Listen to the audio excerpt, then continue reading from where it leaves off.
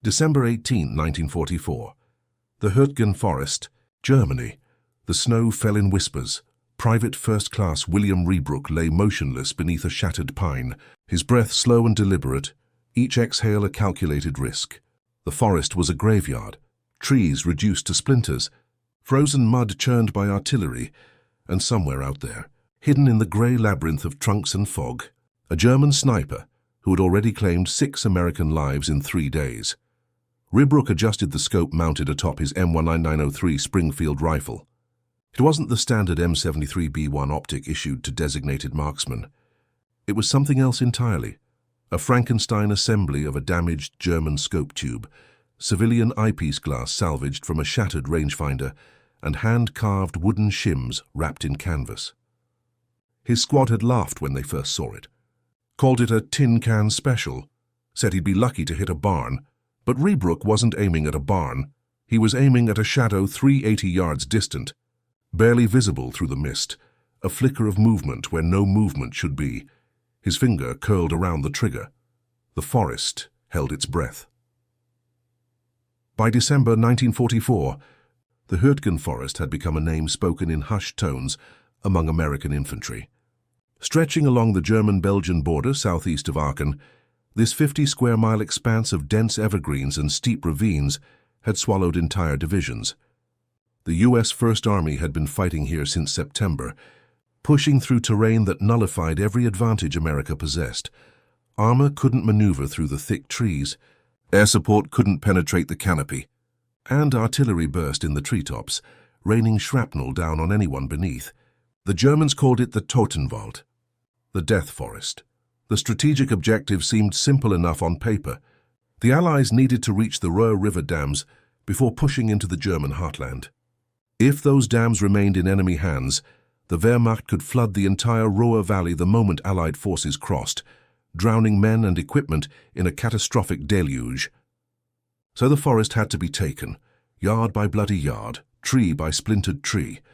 But the Germans understood this terrain like the lines on their own palms. They had fortified it with bunkers, minefields, and interlocking fields of fire. Every trail was zeroed by mortars. Every clearing was a kill zone. And scattered throughout the forest were their hunters, snipers who moved like ghosts, taking single shots before vanishing into the grey-green twilight. The 28th Infantry Division had entered the Hürtgen in early November with over 10,000 men. 3 weeks later, barely half remained combat effective. Trench foot rotted through boots in the constant cold and wet. Soldiers went days without hot food. The sound of tree bursts, artillery shells detonating in the canopy and spraying razor-sharp wood fragments downward, became a soundtrack of terror. Men learned to hug the earth at the slightest whistle, knowing that even a foxhole offered little protection when death reigned from above. In this environment, snipers became kings. Visibility rarely exceeded 100 yards.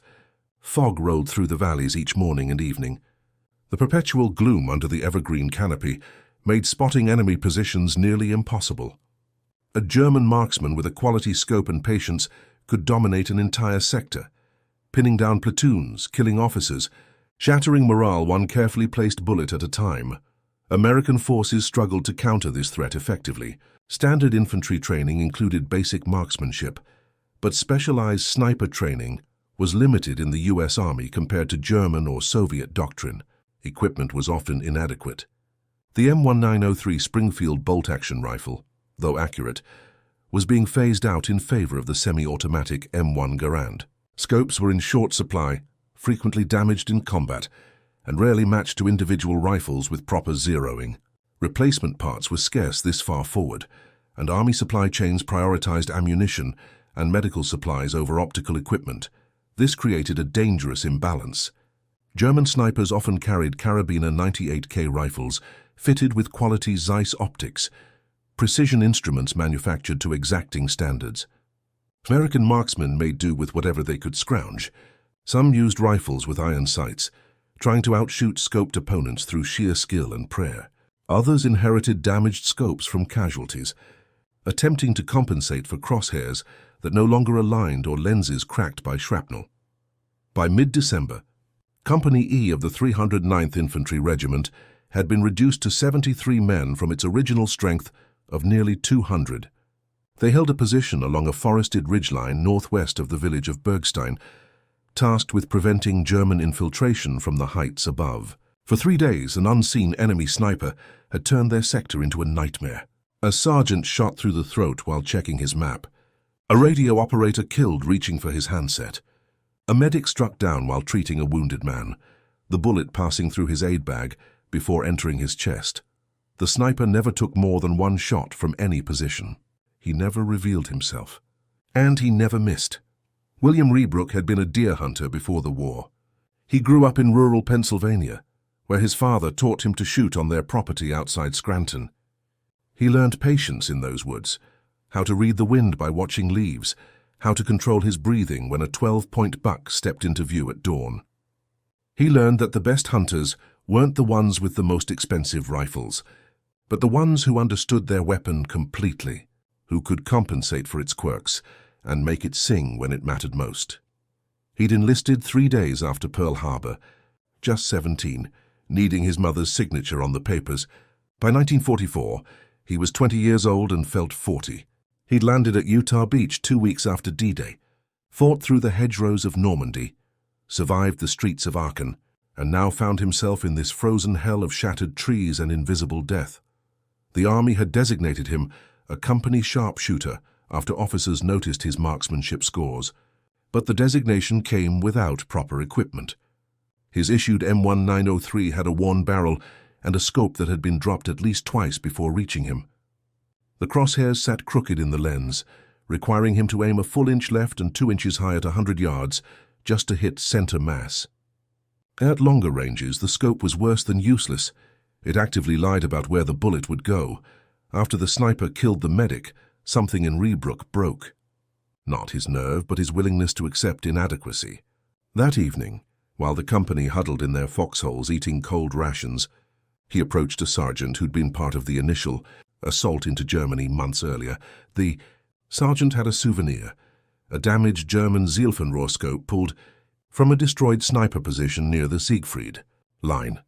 The scope's tube was dented, the adjustment turret seized, but the German glass was still intact, far superior to American optics. Rebrook traded 2 packs of cigarettes and a promise to write the sergeant's wife a letter describing his bravery. That night, using a knife, a bit of wire, and canvas torn from a discarded pack, Rebrook began surgery on his rifle. He removed the American scope and studied the German one by candlelight in a dugout barely large enough to sit upright. The mounting systems were completely incompatible. The German scope sat too high, and its dented tube wouldn't align properly with the Springfield's receiver. He carved shims from the wooden stock of a destroyed rifle, testing different thicknesses and angles, trying to create a stable platform. He used friction tape and canvas to bind the assembly, checking alignment by sighting through windows in a ruined farmhouse at various distances. The adjustments turrets didn't work, so he had to create fixed mounting that perfectly compensated for bullet drop at specific ranges. It was more art than science, trial and error conducted in freezing darkness, while artillery rumbled in the distance. When he emerged the next morning with his creation, the reaction was immediate. One private laughed out loud. Another asked if he'd robbed a junkyard. His squad leader, a corporal from Brooklyn named DeMarco, shook his head slowly and said, "Rebrook, that thing looks like you built it with gum and hope." Rebrook said nothing. He simply asked permission to zero the rifle, then spent an hour firing at improvised targets at various distances, noting where each round struck, making minute adjustments to the mounting by adding or removing tiny slivers of wood. The other men watched with bemused skepticism. Ammunition wasn't plentiful, and here was Rebrook burning through rounds to calibrate what they viewed as a doomed experiment. But something happened as they watched. At 200 yards, Rebrook put 3 rounds through a fist-sized knot in a tree trunk. At 300, he shattered a brick sitting on a stump. The laughter died. DeMarco walked over, studied the scope assembly up close, then met Rebrook's eyes with something like respect. That respect didn't extend to command. When Rebrook's platoon leader, Lieutenant Harmon, saw the modified rifle, he nearly ordered it confiscated. "Regulations existed for a reason," he said. Unauthorized modifications could lead to weapon failure. If the rifle blew up in Rebrook's face, it would be Harman's responsibility. Rebrook made a quiet case. The German was still out there. Standard equipment hadn't stopped him. Someone needed to try something different or more men would die. Harman studied the young private for a long moment, then nodded once. But he made it clear, one chance. If this homemade contraption failed, Rebrook would return to standard issue and never modify Army property again. That was December 17th. The next morning, the German sniper killed again. A machine gunner shot through the head while repositioning his weapon. The bullet had come from somewhere to the northeast, probably 400 yards out, far beyond effective range for iron sights in the forest gloom. Harman found Rebrook, said 2 words, "Get him," and nothing more needed to be said. William Rebrook wasn't supposed to be a hero. Nothing about his service record suggested exceptional courage or tactical brilliance. He was quiet, kept to himself, wrote letters home to his mother every Sunday when circumstances allowed. Other men told stories around fires or played cards. Rebrook cleaned his rifle and watched the forest. He'd seen enough death by December 1944 to understand that survival often came down to small details.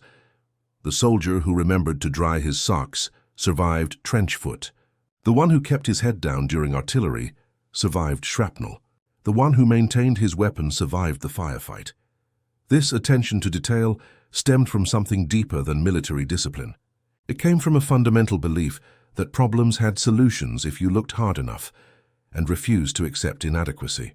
His father had been a coal miner who came home each night exhausted but never complained, who fixed what was broken rather than buying new, who taught his son that a man's worth measured in what he could do with his hands and mind when circumstances turned difficult. In the Hürtgen forest, circumstances had turned difficult. Rebrook responded the only way he knew how, by solving the problem in front of him. But there was something else driving him, something he didn't speak about. The medic who'd been killed had saved Rebrook's life 3 weeks earlier, treating a shrapnel wound that would have festered into gangrene without proper care. The medic's name was Corporal James Whitmore from Ohio, 22 years old, engaged to a girl named Susan who sent letters that smelled like lavender. Whitmore had shown Rebrook pictures. Whitmore had talked about the house they'd buy after the war, about the children they'd have. Now Whitmore was dead, killed while helping someone else, and the man who'd killed him was still out there, still hunting. Rebrook didn't think of his mission as revenge exactly. It was more like settling a debt that couldn't be repaid any other way. The German sniper had taken something irreplaceable from the world. Balance demanded a response. Improvised optics represented a gamble with physics and fate. A proper sniper scope was a precision instrument, engineered with tolerances measured in fractions of millimeters. The lenses needed perfect alignment to deliver a clear image without distortion. The mounting system needed absolute stability. Any wobble or shift would send bullets wildly off target. The adjustments needed to account for windage and elevation across various distances. What Rebrook had created violated every principle of proper scope design. The German Zielfernrohr tube sat atop his Springfield's receiver at an angle that would have horrified any armorer. Wooden shims carved by hand couldn't possibly maintain the precision needed for long-range accuracy. Canvas and friction tape would shift with temperature changes and moisture. The whole assembly looked like it might fall apart if he sneezed, yet somehow it worked. The key was Rebrook's understanding that he wasn't building a universal tool. He was building a solution for one specific problem. He wasn't trying to create a scope that could engage targets at any distance in any condition. He was creating a scope zeroed for the ranges where the German sniper operated, in the specific atmospheric conditions of the Hürtgen forest in December. With the exact ammunition lot his company had been issued, the German glass gave him superior light transmission, critical in the perpetual gloom under the forest canopy. Where American optics would show him murky shapes, the Zeiss lenses delivered clarity. The fixed mounting, once properly calibrated, actually provided more consistency than adjustment turrets that could be accidentally knocked out of zero. And the improvised nature of the assembly meant Rebrook understood every element of his weapon system completely. He knew exactly where it excelled and where it failed, because he'd built it with his own hands. There was beauty in that simplicity. In that absolute understanding of one's tool, modern militaries would spend decades and millions of dollars refining sniper systems, but in that frozen forest, a young private with a knife and some salvaged parts had created something that worked precisely because it was designed for a single, specific purpose. The Hürtgen forest changed every rule of infantry combat. In North Africa, across France, even in the streets of Aachen, battles had been won through firepower and maneuver. Armor punched through defenses. Artillery suppressed enemy positions. Air support demolished strong points. Soldiers advanced by fire and movement, using coordinated tactics to overwhelm opposition. None of that applied here. The forest swallowed units whole, breaking companies into isolated squads. Squads into fire teams into individual soldiers crouching in foxholes and praying the next tree burst wouldn't find them. Communication was sporadic. Radios struggled with the terrain and the trees. Runners got lost or killed trying to move between positions. Hand visibility was so poor that officers often couldn't see their own men 50 yards away. In this environment, the individual soldier became paramount. Small unit actions determined success or failure. A single machine gun team could hold a sector for hours if properly positioned. A single sniper could paralyze an entire company's movement. The psychological impact of an invisible enemy was devastating. Men became reluctant to expose themselves, even for necessary tasks like retrieving ammunition or evacuating wounded. Entire units could become combat ineffective, not through casualties but through fear. The Germans exploited this brilliantly. Their doctrine emphasized small unit independence and individual initiative. German soldiers were trained to fight effectively, even when cut off from command, to identify terrain advantages and exploit them without orders. Their snipers weren't just good shots. They were skilled fieldcraft practitioners who understood how to use terrain. Light and psychology as weapons. American forces were learning these lessons the hard way. The U.S. Army in 1944 was still fundamentally built around overwhelming material superiority. Doctrine assumed that American firepower would prevail given time and resources. But in the Hürtgen, those advantages evaporated.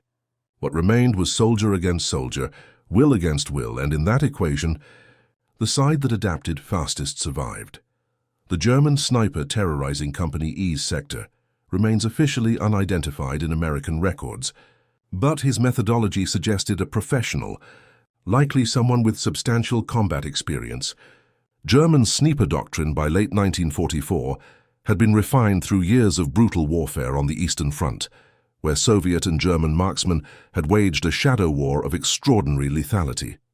The techniques developed in Stalingrad and Kursk had migrated west, brought by veterans rotating between fronts.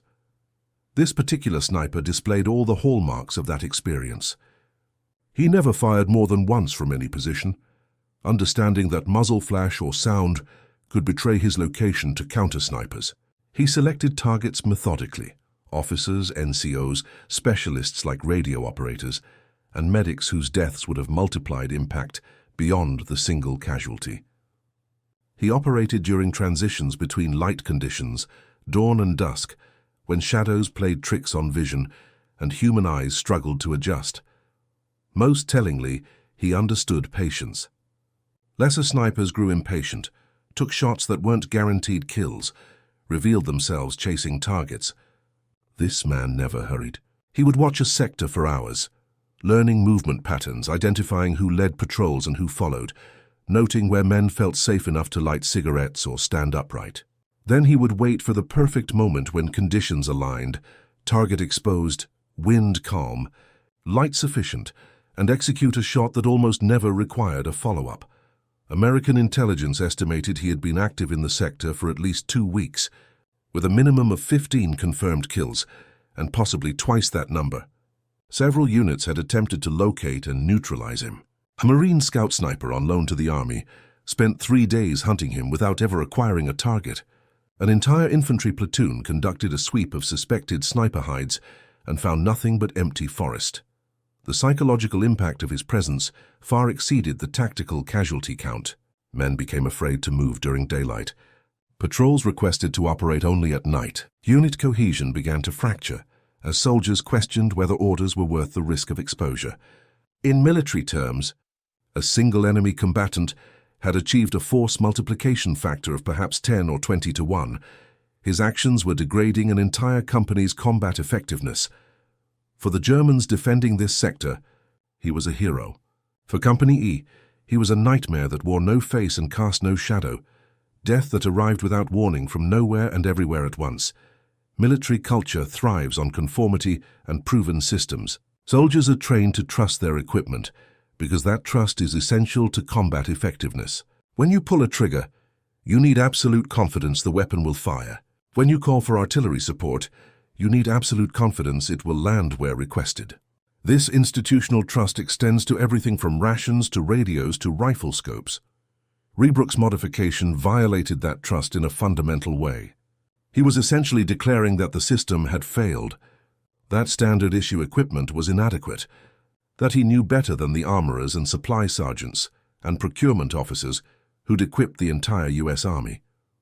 In a culture built on hierarchy and standardization, this was borderline heresy.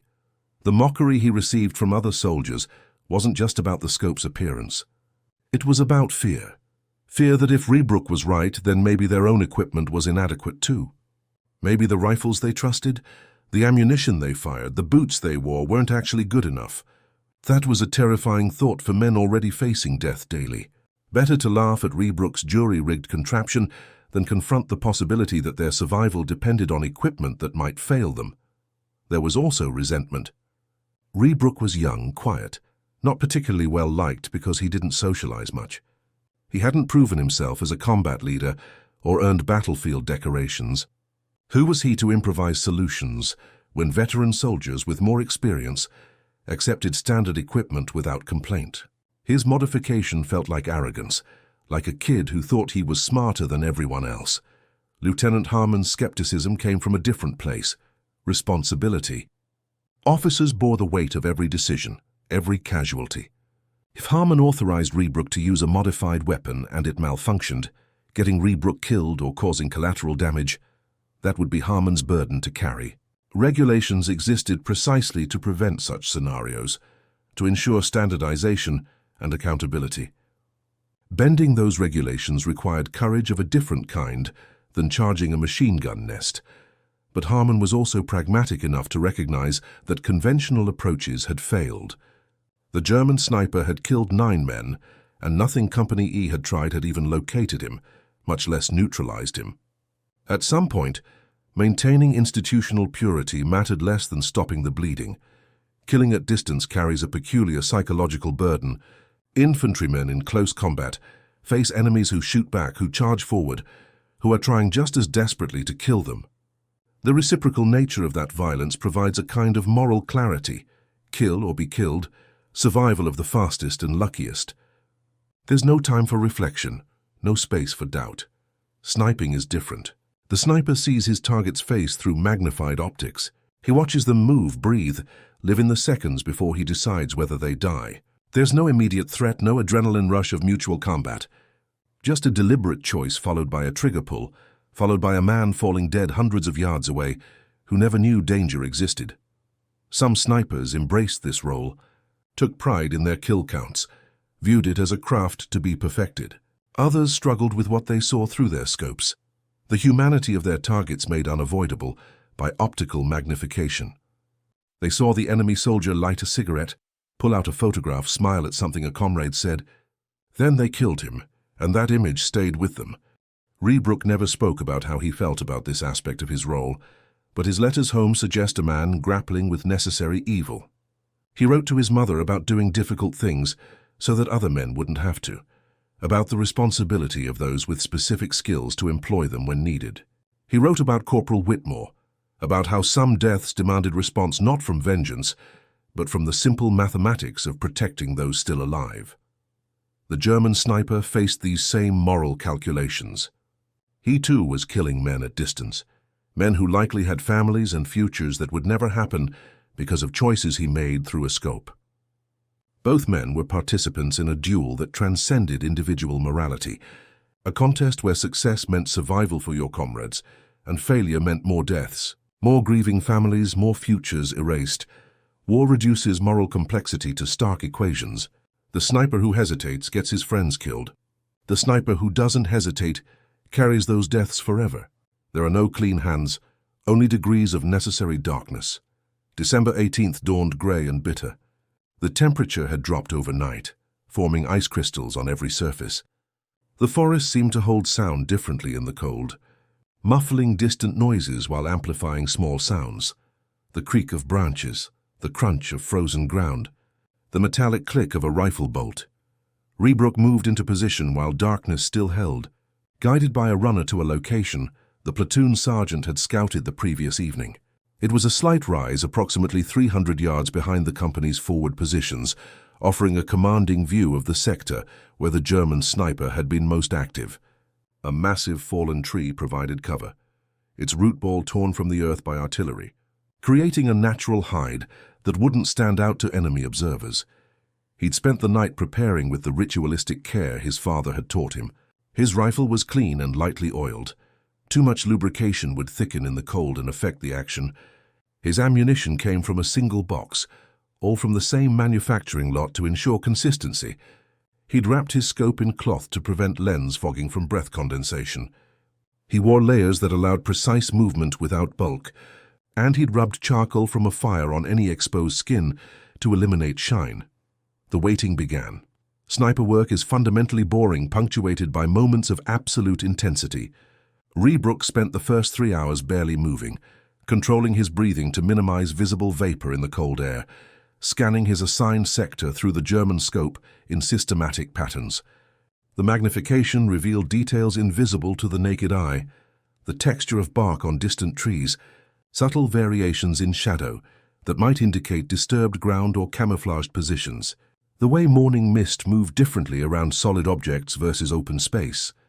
His sector covered approximately 140 degrees of arc, from the shattered remains of a farmhouse on the left to a dense stand of younger evergreens on the right. Distance varied from 200 yards at the closest point to perhaps 500 at the extreme ranges. Somewhere in that space, the German would eventually reveal himself, or Rebrook would remain here until ordered to withdraw, having accomplished nothing. By mid-morning, small arms fire erupted to the south, a patrol making contact or perhaps a German probe against American lines. The sound was distant, muffled by terrain and trees, but Rebrook noted it. Combat elsewhere might draw the enemy sniper's attention, might cause him to reposition or take hasty shots at targets of opportunity. Rebrook shifted his focus slightly, concentrating on areas that offered good vantage points toward where the firefight was occurring. If he were the German, where would he position himself to observe and potentially interdict American reinforcements moving toward that contact? There was a finger of slightly higher ground, approximately 350 yards distant, covered in mature evergreens with good sight lines toward both the firefight and Company E's positions. The trees were dense enough to provide concealment, but spaced sufficiently that a skilled operator could find shooting lanes. It was exactly the kind of position Rebrook would have selected. He studied that area with increased focus, searching not for a man but for anomalies, patterns in the forest that didn't quite match, shapes that seemed too regular, shadows that fell at wrong angles. The German scope's superior optics revealed details that would have been invisible through American glass. Time compressed and expanded simultaneously. Minutes felt like hours.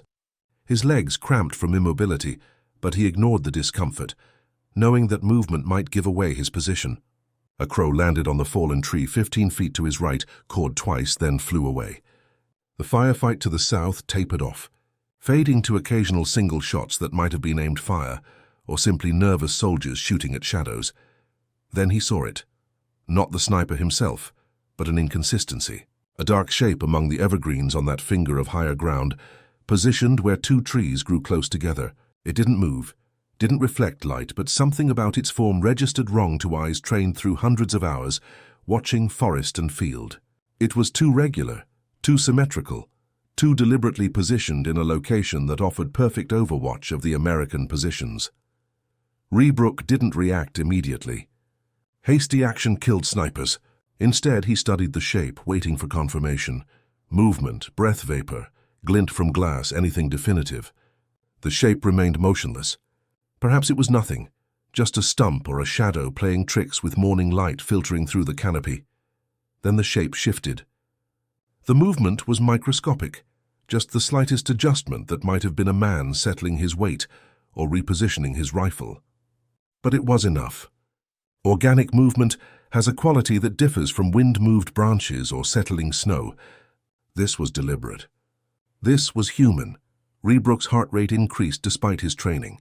He forced his breathing to slow, centered the crosshairs on where he estimated the target's center mass would be behind the concealment. The range was approximately 380 yards, according to landmarks he'd memorized. His scope was zeroed for 400. At this distance, the bullet would strike perhaps 2 inches high, still well within the kill zone, if his ranging was accurate. The problem was confirmation. He could see something that might be a sniper, but was it the sniper? Was it an enemy combatant at all, or perhaps a German infantryman conducting reconnaissance, or even a civilian who'd somehow survived in this devastated landscape? Rules of engagement required positive identification of hostile intent before firing. As if in answer to his doubt, the shape moved again.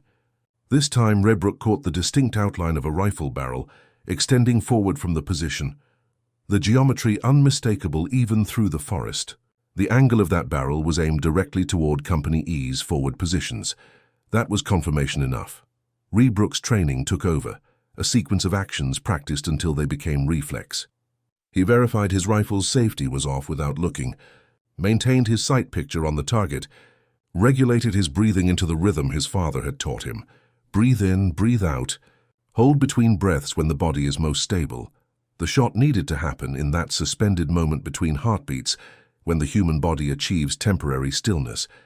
Too early, and the chest's expansion would throw off the aim. Too late, and the diaphragm's movement would introduce error. It had to be precisely timed, an intersection of breath control and trigger discipline and stillness. Wind was minimal, perhaps 5 miles per hour from his left, based on how the mist was drifting. At this range, that would push the bullet right by 4 to 6 inches. He adjusted his aim point, compensating, holding slightly left of where he wanted the round to impact. The target remained stationary. Rebrook couldn't see a face or body, just that rifle barrel protruding from concealment, and the dark shape behind it that his instincts screamed was a man. The German optics showed him details with startling clarity. The bark texture on the surrounding trees, individual pine needles on nearby branches, the way frost had formed on the north side of tree trunks. He placed the crosshairs on the dark shape's center, made the final wind compensation, then began the trigger press. Not a pull. Pulling created muscle tension that transmitted through the rifle and threw off aim.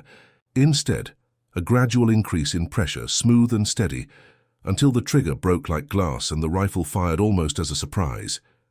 The Springfield's crack shattered the forest silence.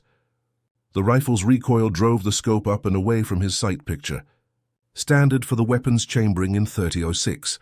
Rebrook worked the bolt instinctively, chambering another round, bringing the scope back to bear on the target location through the dissipating smoke. For a moment, nothing. The dark shape remained where it had been, and Rebrook's stomach dropped. A miss. He'd miscalculated range or wind, sent his round into a tree trunk or over the target's head. The German would now know his position, would relocate, and this opportunity would be lost. Then the shape moved. Not the controlled movements of a living soldier, but the boneless collapse of dead weight. The rifle barrel tilted skyward, then disappeared as whatever had supported it fell away. Through the German scope's magnification, Rebrook saw a form slide from the position and tumble perhaps 3 feet down the slope before catching on undergrowth. He maintained his sight picture, watching for secondary targets. German snipers often worked in pairs, one shooting while the second spotted and provided security. If there was a spotter, he might reveal himself now, might break cover to check on his fallen partner, or try to recover the body. 30 seconds passed. A minute, no movement. The forest had returned to its winter stillness, only the echo of Rebrook's shot fading through the trees as evidence that anything had occurred. Rebrook carefully scanned the surrounding area, looking for any threats, any indication of additional enemy positions. Nothing. He'd fired from good concealment, and the shot had been at sufficient distance that pinpointing his exact location would be difficult for anyone who hadn't seen his muzzle flash behind him. Perhaps 50 yards distant, he heard movement. American soldiers reacting to the shot, NCOs calling out challenges to identify who'd fired. Rebrook remained still, waiting. The protocols were clear. He'd been authorized to engage enemy snipers at his discretion, but he still needed to report what had happened through proper channels. Lieutenant Harmon arrived within 5 minutes, low-crawling the last 20 yards to Rebrook's position. The officer's face was tight with tension, ready for bad news, expecting to find Rebrook dead or wounded or pinned down by return fire. Instead, he found the young private calmly maintaining watch, rifle steady, the homemade scope still mounted and intact. "Well," Harmon whispered, his breath forming clouds in the cold air. Rebrook didn't take his eyes from the scope.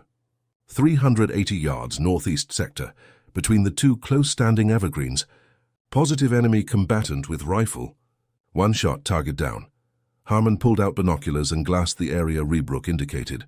Even through quality optics, the range and the forest made confirmation difficult.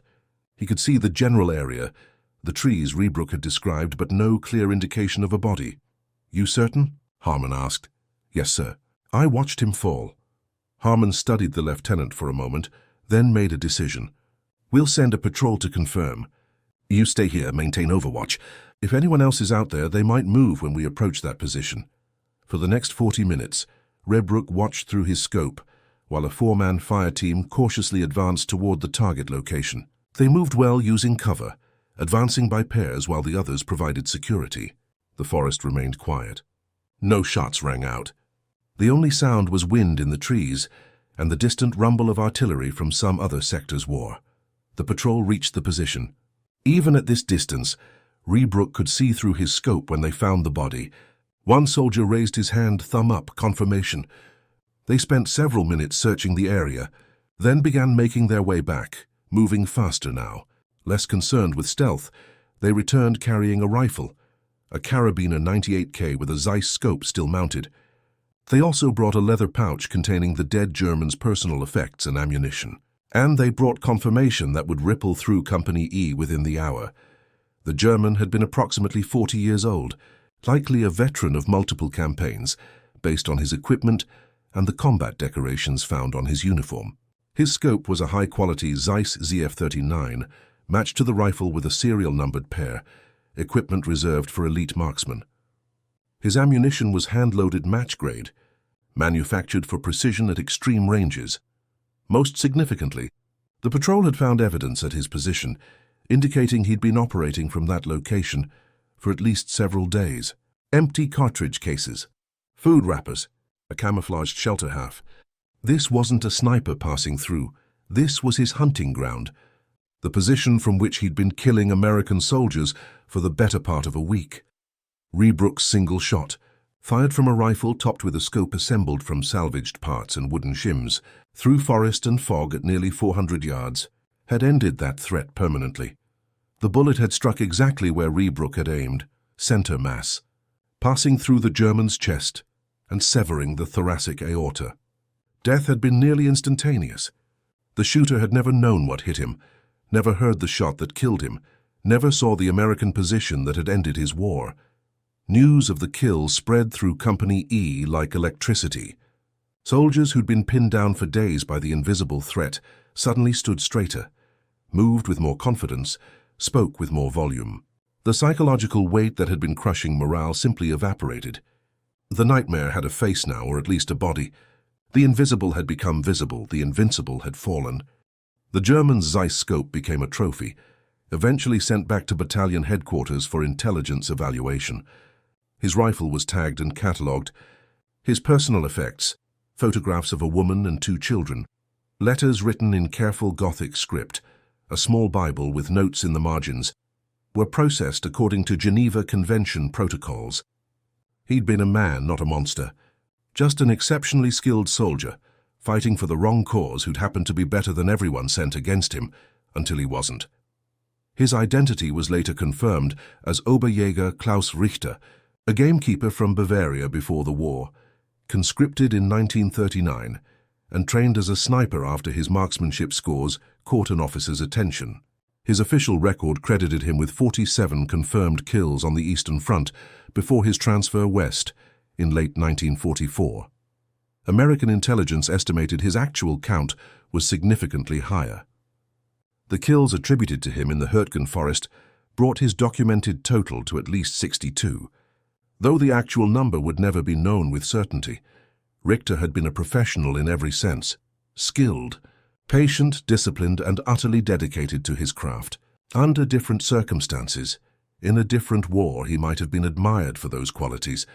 Instead, he died in a frozen German forest at age 41, killed by a 20-year-old American private with a homemade scope who'd simply refused to accept inadequate equipment as inevitable.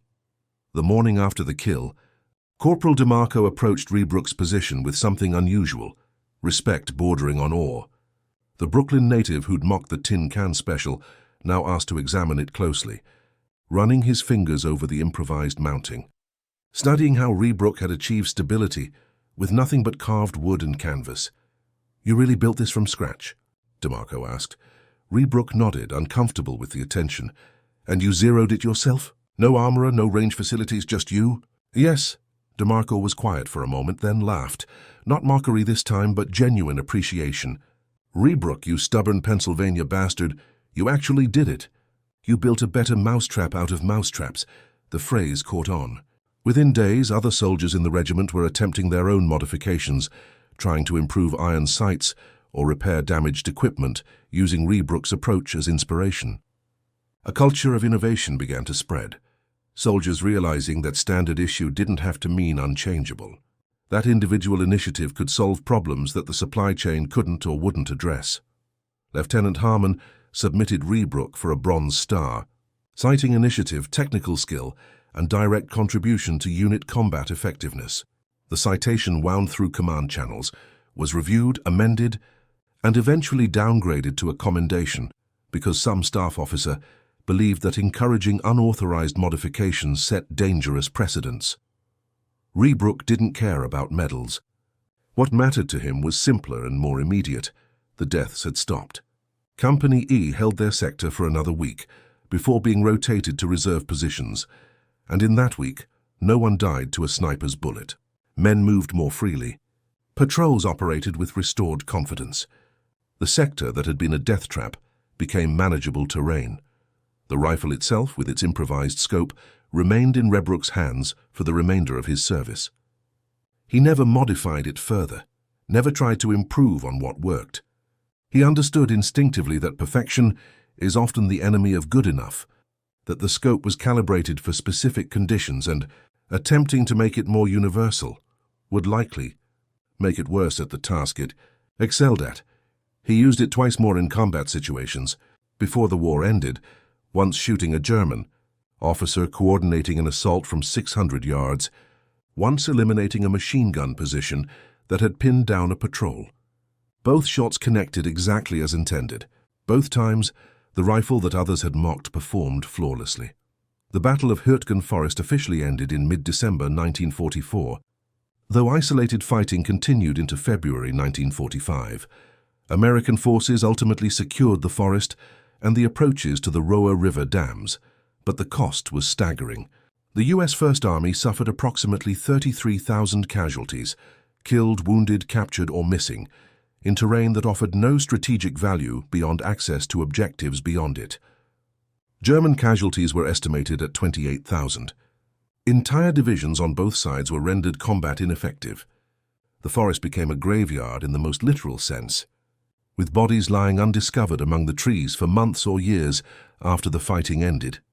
Military historians would later debate whether the battle had been necessary, whether the dams could have been neutralized through airstrikes or simply bypassed, whether the cost in lives justified the tactical gains. Those debates meant nothing to the men who fought there. They'd done what was ordered, gone where they were sent, survived or didn't according to factors often beyond their control. Rebrook survived. He participated in the final Allied push into Germany in early 1945, crossed the Rhine River in March, and was part of the forces that liberated a concentration camp outside Munich in late April.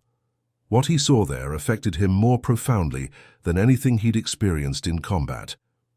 He wrote a single letter home describing it, then never mentioned it again in correspondence or conversation.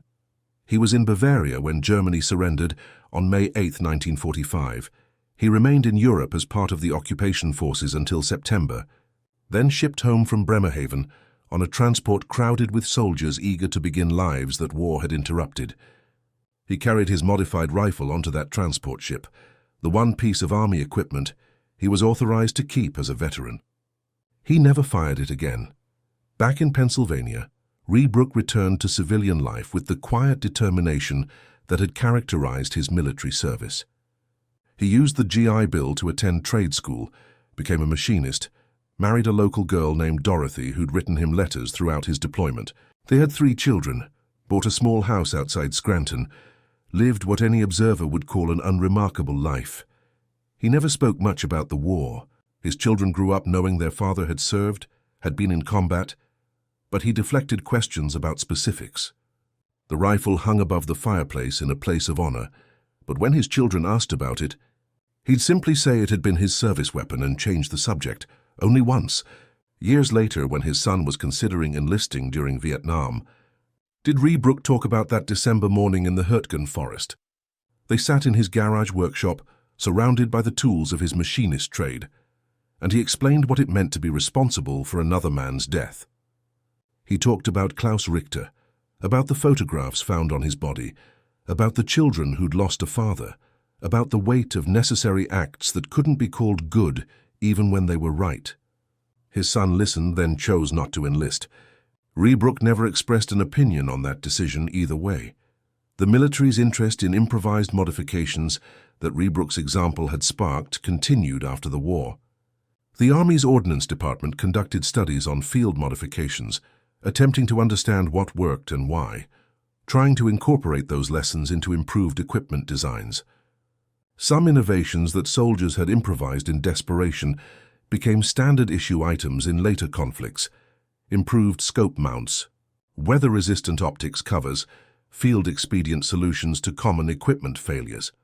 By the Korean War, American forces deployed with significantly improved sniper equipment, though it would take until Vietnam for the U.S. military to develop a comprehensive sniper program matching the sophistication of German and Soviet doctrines. The lessons of the Hürtgen forest contributed to that evolution, one small piece of a larger transformation in how the American military approached precision marksmanship. Rebrook's specific contribution remained obscure. His name appeared in no training manuals, his technique was never officially studied or replicated, and his Bronze Star citation was downgraded to a commendation that carried no particular significance. But among the veterans of Company E, his legacy lived on in stories told at reunions, in the shared memory of how a quiet kid from Pennsylvania had solved a problem that had killed good men, had done it with nothing but stubbornness and skill, and a refusal to accept that what they had was good enough. Klaus Richter was buried in a German military cemetery near the Hürtgen forest, one grave among thousands. His family survived the war and received his personal effects through Red Cross channels. His children grew up without a father, as did millions of other children on all sides whose parents didn't come home. The war that had seemed so important, so all-consuming, became history. Then memory, then something old men talked about while younger. Generations struggled to understand why it mattered. The homemade scope that had killed him outlasted both men who'd been connected by a single bullet across 380 yards of frozen forest. It remained above Rebrook's fireplace until his death in 1997, then was donated to the Army Heritage Museum at Carlisle Barracks at his widow's request. There it sits in a display case, a strange assembly of German glass and American steel and hand-carved wood, looking exactly like what it is, something built by a soldier who needed a solution and made one from whatever he had available.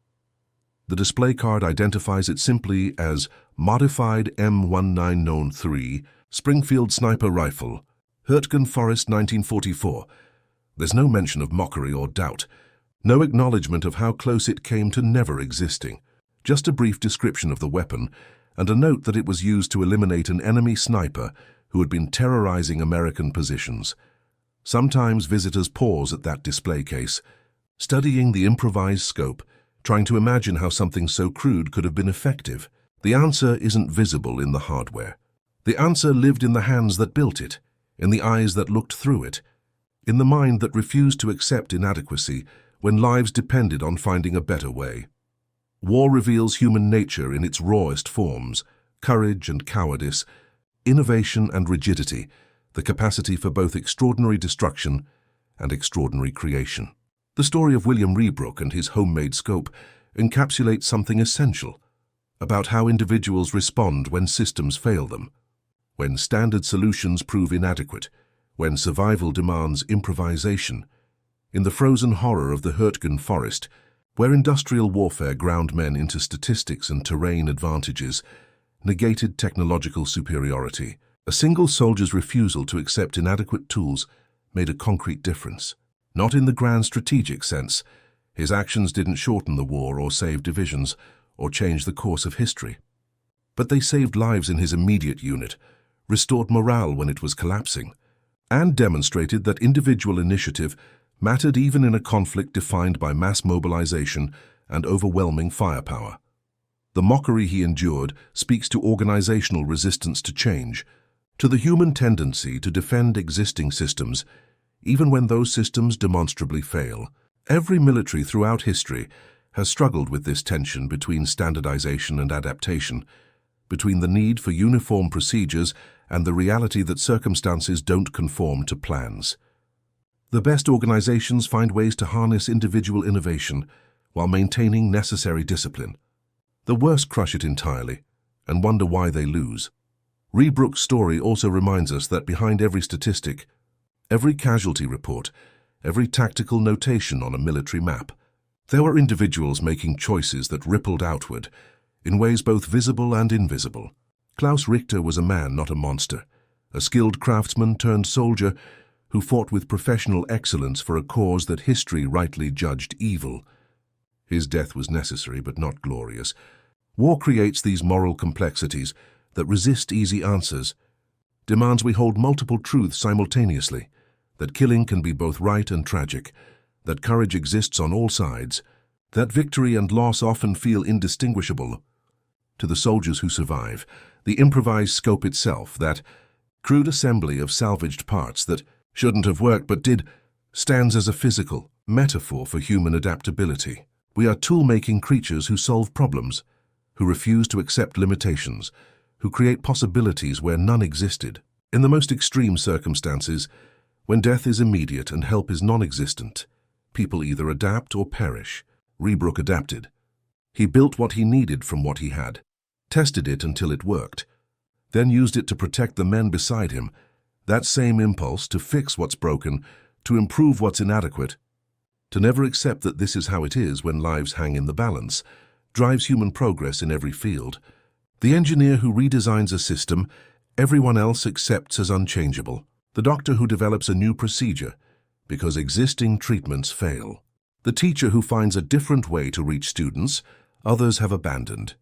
They all face the same resistance Rebrook faced, the same skepticism, the same institutional inertia. And like him, the ones who persist, who prove their solutions through results rather than rhetoric, change things.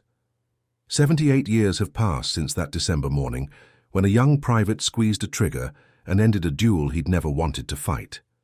Both men involved are gone now. The forest where they met across the distance of a rifle shot has regrown. The scars of war faded beneath new growth. The reasons they fought, the ideologies and territories and national interests that seemed so vital, matter differently now, refracted through decades of reflection and consequence. What remains is simpler and more universal. The story of a man who saw a problem, refused to accept it as unsolvable, and built a solution with his own hands when no one else would. That's not just a war story. That's a human story, as relevant now as it was then. A reminder that initiative and creativity and the refusal to accept inadequacy matter in every generation, in every circumstance, in every life lived with intention and purpose. The scope sits in its museum case, silent testimony to what one person can accomplish when necessity demands it and courage permits it. Thousands walk past it each year, most without pausing, unaware of the story it represents. But occasionally someone stops, studies that crude assembly of improvised parts, and understands something important about human capability when it's pushed to its limits and refuses to break. That understanding is Rebrook's real legacy, not the enemy he killed or the medal he didn't receive, but the demonstration that solutions exist for those stubborn enough to find them. That mockery is just noise that fades when results speak louder, and that sometimes the difference between victory and defeat, between life and death, comes down to one person refusing to accept that what they have is all they can have. In that refusal lies hope for every challenge we face, personal or collective, in war or in peace.